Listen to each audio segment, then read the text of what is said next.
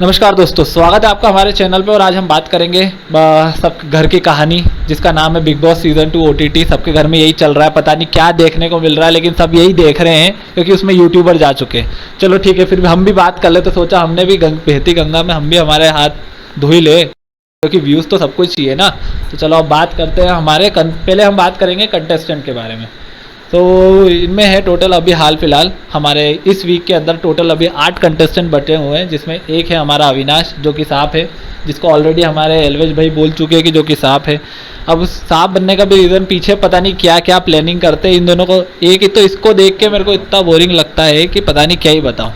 इतना चूतिया। एक तो सबसे पहली बात, वहाँ पे फोकट में हर किसी से लड़ाई झगड़ा करना, पता नहीं बिना सर पैर की बात पर लड़ाई झगड़े करो और उसके बाद बस फुटेज लो। और उसके अलावा इसके साथ में रहती है एक और हमारी सांप की देवी, जिनका नाम है फलक। और उन्होंने भी पता नहीं एलवेस सर को पसंद है कि नहीं पसंद है, लेकिन हाँ उन्होंने भी खूब वो किया है कि हाँ ये अविनाश बीच में काटा है। ऑलरेडी वार्निंग मिल चुकी है, लेकिन नहीं, फिर भी भाई को लड़ना है एलवेस से ही। अब पता नहीं इनको पता नहीं चलेगा कि बाहर जाएंगे, जब मैनेजर को देखेंगे, जब अपने खुद के अकाउंट के चैनल को देखेंगे, तब पता चलेगा कि कितनी गाली पड़ चुकी है। अब बात कर लेते हैं जिया शंकर का। अब ये इसका तो मेरे को एक चीज़ सही में नहीं समझ में आती कि इसको सही में समझ में नहीं आता है या ये सही में ऐसे एक्टिंग करती है कि इसको नहीं समझ में आ रहा है। मुझे नहीं पता कि मैंने 30 साल की किसी एजेड महिला को देखा है जो कि ना, जिसे पता ही नहीं कि उसकी ज़िंदगी में क्या चल रहा है। तो ये तो मुझे पता नहीं, एक वो तारे ज़मीं पे होते हैं ना, तारे ज़मीं पर, उस जैसी दिखती है। और फिर उसके बाद हमारी बात कर लेंगे हम जेड के बारे में। ये पता नहीं ये एक तो खुदा का देवता बन के आए। इनका ये चीज़ समझ में नहीं आती, ये पता नहीं क्यों इतना सबको क्यों समझाना है इनको, हर सबके साथ इतना अच्छे से ये वो पूरी ज्ञान की दुकान खोल के रखी हुई है। मेरे को कभी नहीं समझ में आया। और मैं तो एक तो पहले, और उसको चीज़ें समझाने के लिए सबसे पहले इसको हिंदी में बताओ, फिर उसके इंग्लिश में बताओ, फिर इंग्लिश में बताने के बाद फिर ये भाई समझ पाते हैं। समझने के बाद फिर 10 घंटे समझने के बाद फिर इन्हें जब वो टॉपिक चेंज होता था, उसके बाद ये लोगों को समझाने जाते हैं। तो इनके बारे में तो ज़्यादा बोलना, मतलब ये तो पता नहीं खुदा के बंदे हैं।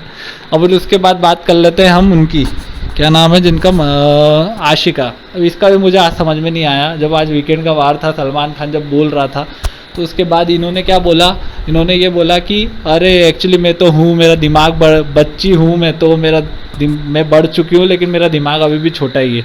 तो मुझे एक्चुअली नहीं समझ में आया, इनको मैथमेटिक्स नहीं आ रही है कि 23 - 14 कितना होता है। तो अब मैं कुछ बोल नहीं सकता। उसमें 7 ईयर्स बोल रहे हैं, बल्कि वहाँ पे 9 होते हैं। पता नहीं अब क्या बोलूँ इनको।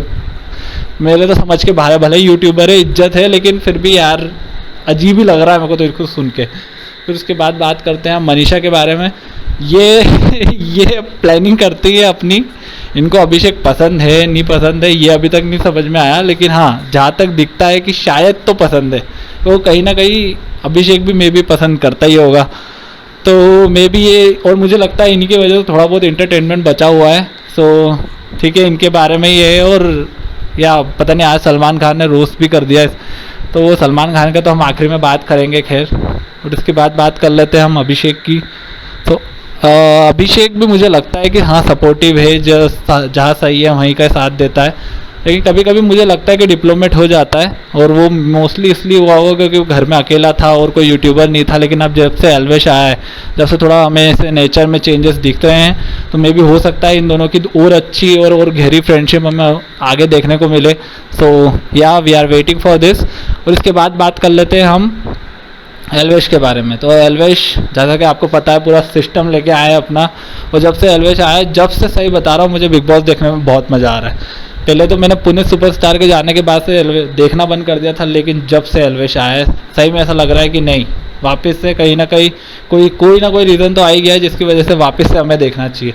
तो या मज़े तो आ रहे हैं। अब देखते हैं, अगर ये कोई वो पॉलिटिक्स ना खेलें तो मे भी मुझे लगता है एलवेश या अभिषेक में से कोई ना कोई जीतेगा।